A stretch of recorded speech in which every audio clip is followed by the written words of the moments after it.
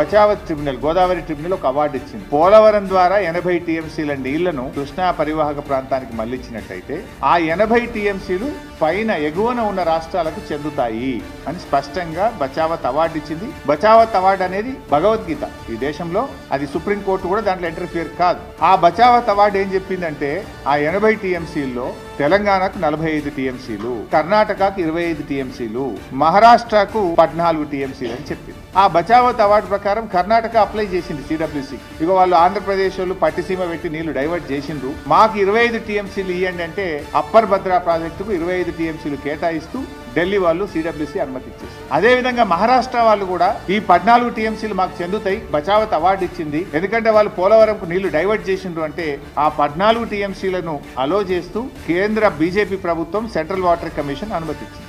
అదే పద్ధతిలో తెలంగాణ మనం 45 టీఎంసీలు మాకు దక్కుతాయి, ఓ బచావత్ అవార్డు ఇచ్చింది.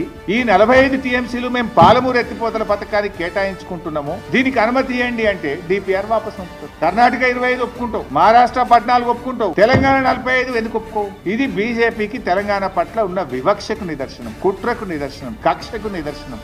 తెలంగాణకు బీజేపీ చేస్తున్న ద్రోహానికి ఇది ఒక ఉదాహరణ అని చెప్పి నేను మనవి చేస్తాను.